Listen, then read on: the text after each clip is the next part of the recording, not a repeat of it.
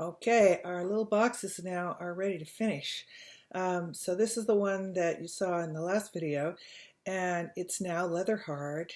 It feels nice and firm. That's the way it should have been when I cut it open. But anyway, now it's ready to finish. And so the first thing I'm going to do is take off the paper towel that I put around the edge. So we don't want to get that mixed up with our clay. That'll just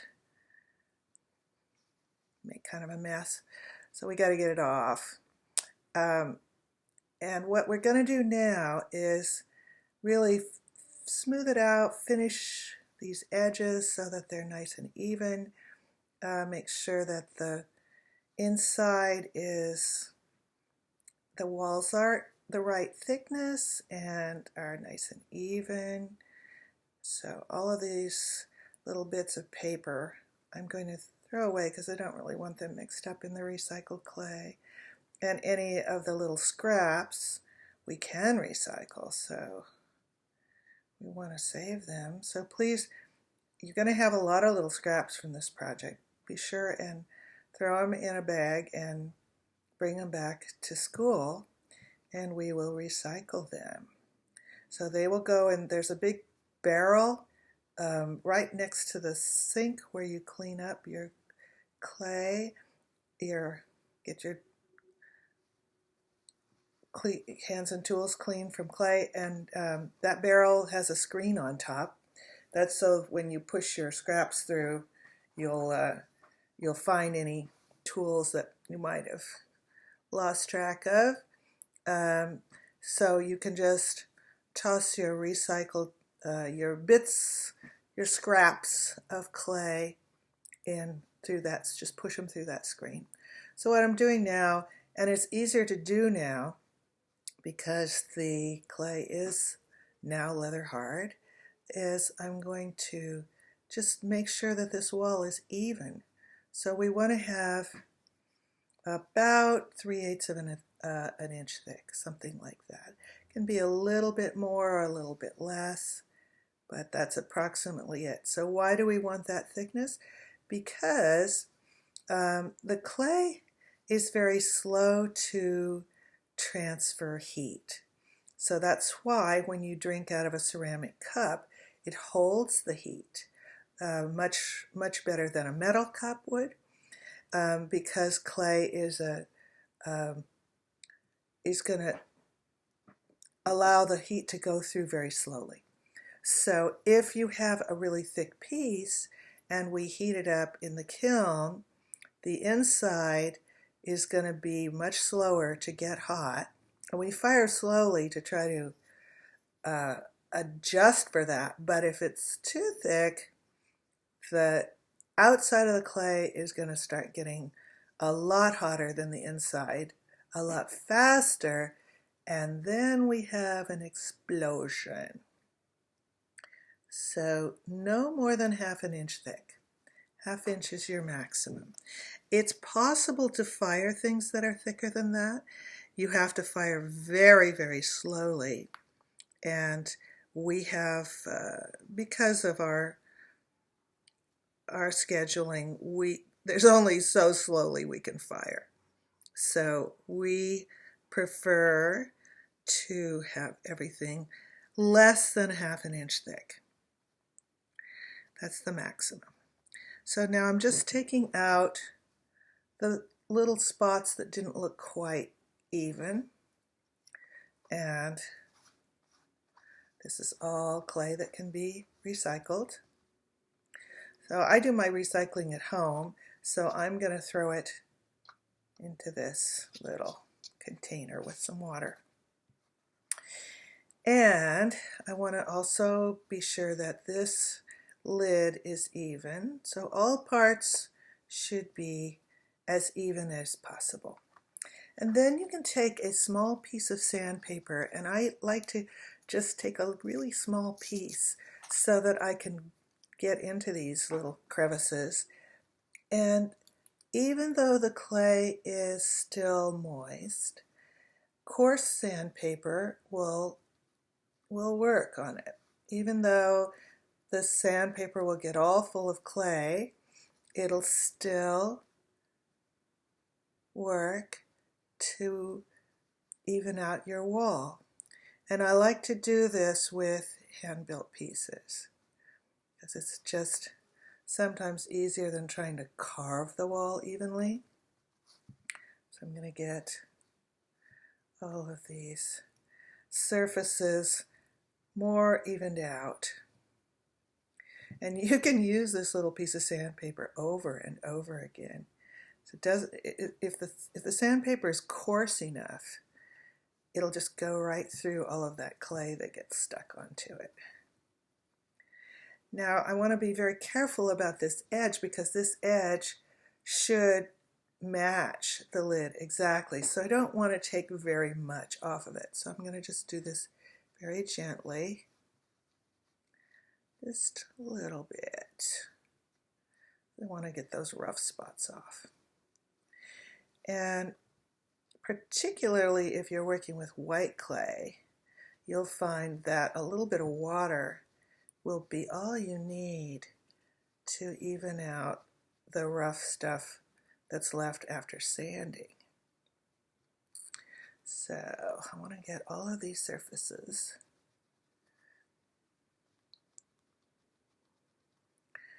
It's good to take your time with hand building. Hand building is meditative.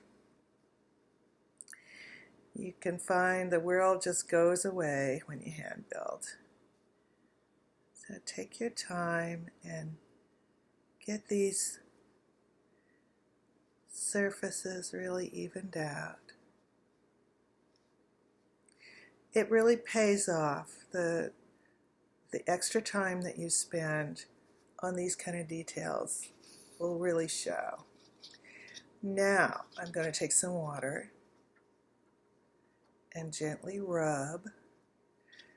And at this point my flange being leather hard is a little bit brittle, so I want to be careful not to stress it. So I'm just being very gentle. It's a light touch.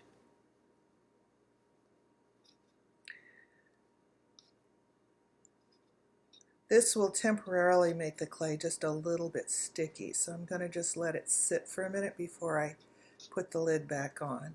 So this edge is important. We don't want anything rough on it. Sharp edges in clay are generally not a good idea. Sharp edges are very easily cracked. So if you have a really sharp edge, you can just take a little bit of water on your finger and just soften it down just a little bit. It doesn't have to be blunt. Just take that sharpness off of it. Now I'm going to get the outside. And I really like white clay for its ability to be smoothed with water. The clay that you're going to be using on campus, the brown clay, has a lot of grog in it. So the grog is ground up bisque-fired clay, and it's there to make the clay, give the clay different handling properties, makes it really good for throwing on the wheel, also makes it less likely to crack when it's drying, less likely to warp. So we like having grog in clay, but it does mean that when you rub it with water, you're going to see a lot of sandiness, which you will not see on the white clay. And now I'm taking my trusty sponge, which is it's just a piece of foam rubber that was once a part of a foam pillow. It makes a really good ceramic sponge. And again, this is just a light touch, and it's to smooth everything out. So whenever you use a sponge on clay, you need a very fine texture. So a kitchen sponge is too rough. A piece of foam rubber is perfect. So these kinds of finishing details are really what makes a piece look more professional. When you don't do do the finishing and you leave edges rough, then it looks much more amateurish. So now I'm going to go carefully in here. I don't want to push on the flange too much, so I'm squeezing my sponge down so it'll just fit in that space. And gently stroking the clay to get everything smoothed out. So at this point you can think about how you're going to finish your little box, and you have many directions you could go. I mean, you could spend your career making ceramic boxes, and you could make them all different. So this one is ultra simple, and I would like to give it a little bit more finesse. So now that it's leather hard, I can put that lid on and it won't stick.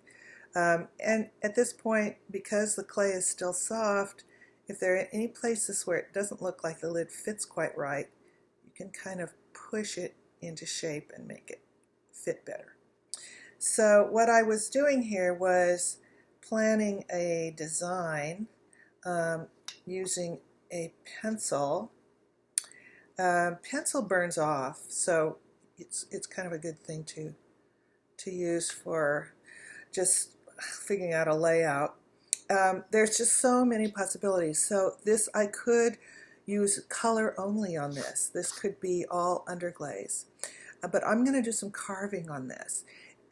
This is now at a perfect stage for carving. It's what we call hard leather hard. So there's soft leather hard where the clay is still a little bit slightly flexible. It'd be really easy to snap it if you pressed it too hard, but there's a little bit of flexibility to it. This is now getting to the hard leather hard stage where it feels really stiff, and if I push on this flange at all, it's going to break it. So but it's still soft, it's still moist, and now is the perfect time to carve. So I roughly laid out a design on here, and now it's possible to start carving. So one way to carve is actually with a dull pencil. You can actually just cut into the clay with a dull pencil. But I particularly like to use this tool. And if your piece is really small like this and you want to do a really fine line, you can take a pair of pliers and you can squeeze this loop a little bit tighter. You can also make a loop with a safety pin just using a pair of pliers, and that also will really help you to make a very narrow line. So I outlined what I'm keeping, and now I'm going to remove the clay around it.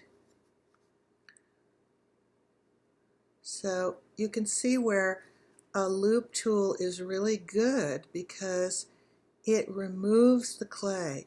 So you could use the pencil, but it doesn't remove the clay. A loop tool carries the clay out of your way and leaves a nice clean line. Sometimes I see people using a needle tool for this, but a needle tool makes a really messy line. And you always have to go back and clean up. So I think it's actually not such a great tool to be using for trying to carve. But carving clay is, to me, it's very satisfying. I just love the feeling when you carve into this leather hard clay. It's really feels sort of like soap. It's just got such a nice consistency. And now we can begin to see the pattern.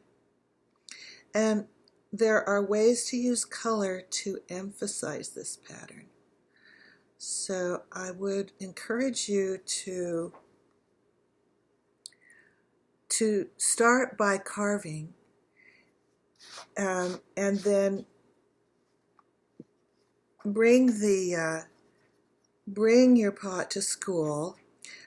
These pots need to be getting pretty much done this week. So we want them soon because we want to start getting them fired. So that means you need to do whatever you're going to do on it. Bring it to school. We will then decide how you're going to finish it. Are you going to add color? There are a number of possibilities with color. You could use underglaze.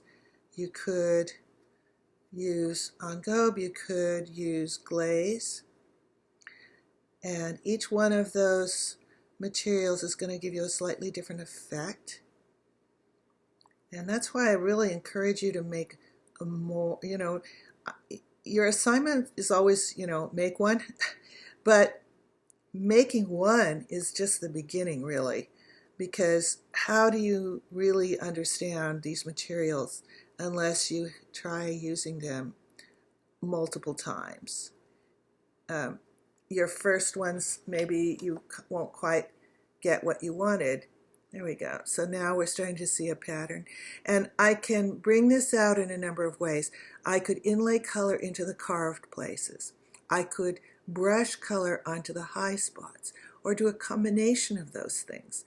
I could use a glaze that pools in the low spots and becomes darker in the low spots. There are many choices here. So that's why it's good to do multiples, because then you get to try them. In fact, it's really good to do a series. So if you did, say, 3 or 4 boxes like this, and each one you finished in a slightly different way, that would give you some really good experience with using these different materials. So I will continue working on this little box and do some carving on the sides as well. But there you get the concept. Now, it's not really quite done after you've done this carving because you've got rough places. So we want to, you can let the clay get a little bit harder before you do what I just did. I just brushed it off and I'm just lightly rubbing, and it's smoothing out those edges. When this pot is completely dry, I'll take a sponge and just go over this one more time, and that will take off all of the roughness of this pattern. But if I do too much of that right now, I'm going to lose a little bit of my pattern. So it's better to wait until the pot is completely dry and gotten completely hard. Then you're going to take your sponge, you're going to wring it out because you don't want to get it sopping wet. You're going to just use a little very light touch and just smooth out the rough edges. Don't worry about any pencil marks. Those are going to burn out. Pencil doesn't stay. In fact, how about getting your name onto it? So when you sign your piece, you're going to sign it on the bottom, but a pencil will, or a pen will burn right off. So you need to be carving your name into the bottom, and you can just, you can use a pencil, pressing it in.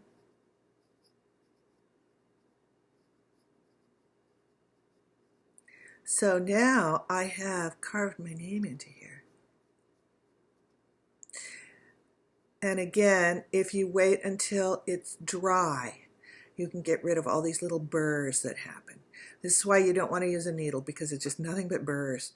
So a loop or a dull pencil, an old ballpoint pen is also pretty good for that, for just carving your name in. Be sure you've done that. Okay, I'm looking forward to seeing what you all make.